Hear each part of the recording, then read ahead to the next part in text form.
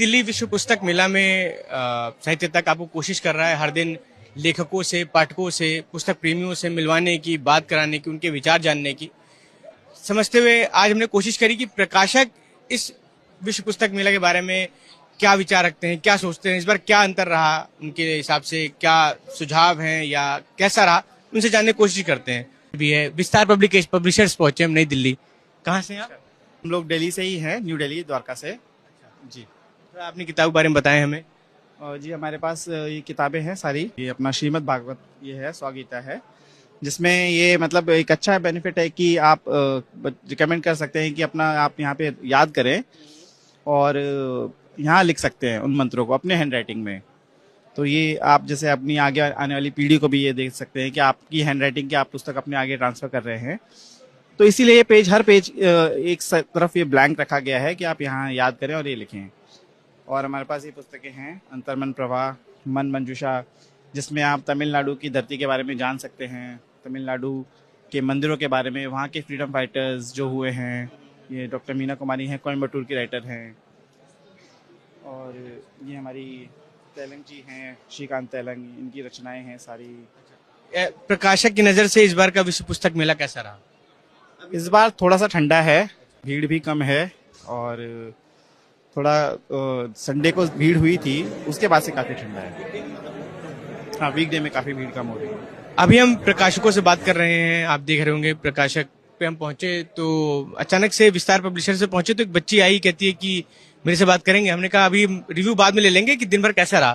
कहती नहीं, मैं पाठक तो हूँ ही, लेखक भी हूँ। मैंने कहा आप लेखक? तो ये बोलती, अपनी बुक दिखाई इन्होंने, तो ये 14 साल इनकी उम्र है, जैनी सोमपुरा, इन्होंने एक किताब लिखी है शिवरा, 14 साल की उम्र में। मैंने पूछा किताब किस पे है, तो किताब को खोला, किताब में इन्होंने भगवान शिव पे लिखी है किताब। जो इनका वो है कि भगवान शिव पे लिखा है इन्होंने कि शिव जी के जो निशान है, इनका पहला है अध्याय, शिव कौन है, भगवान शिव की उत्पत्ति, शिव विवाह, शिव सुत व सुता, शिव अवतार व रुद्र, 12 ज्योतिर्लिंग, शिव भक्तों की कथा, शिव से जुड़ी कथाएं, शिव और योग, शिव दर्शन, शिव और विज्ञान, रावण रचित शिव तांडव और शिव के 108 नाम। इन्होंने इतने अध्याय लिखे हैं।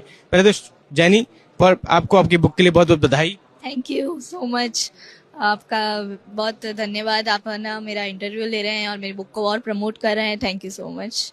नहीं, प्रमोट हम इसलिए नहीं कर रहे कि आपने बुक लिखी, हमें अपनी 14 साल की उम्र में बच्चे खेलते हैं, स्कूल की पढ़ाई का इतना प्रेशर रहता है, इतना घर वाले ही वो कर देते हैं, अरे क्या पढ़ाई कर भाई, ऐसे कैसे काम चलेगा।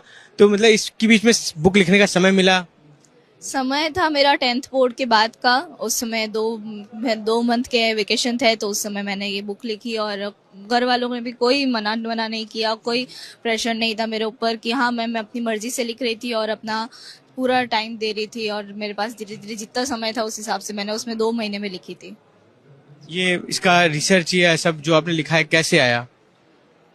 थोड़ा शिव पुराण से और थोड़ा अलग अलग, जैसे ऑनलाइन सोशल मीडिया पे बहुत सारी चीज़ें आती हैं और शिव पुराण मैं ज़्यादातर प्रिफर करती हूँ, और उस हिसाब से उससे, और स्पिरिचुअल पॉडकास्ट भी मैंने बहुत देखे हैं, तो उस हिसाब से मैंने उससे ना इन्फॉर्मेशन ली और सारा अपने लैंग्वेज में इसमें डाला। जैसे इसको छोटे बच्चे भी देखें तो उनको भी पढ़ने में बहुत आसानी होती है। जैसे स्पिरिचुअल बुक्स में क्या होता है कि वो हैवी हिंदी के वर्ड्स होते हैं जिसको बच्चे भी नहीं पढ़ पाते और कभी कभी बड़े भी नहीं पढ़ पाते।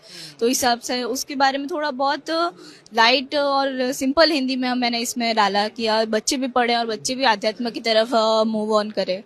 जी, देखिए ये अच्छा रहा कि ऐसे ही मैंने कहा ना कि हम प्रकाशकों से इसलिए बात कर रहे हैं कि समझ में आ रहा है कि नए लोग, कौन से पाठक नए जुड़ रहे हैं, कौन से लेखक नए जुड़ रहे हैं। तो ऐसे ही करते करते देखिए जैनी हमको मिली, जैनी से मैंने बात करी, जैनी राजस्थान से थी।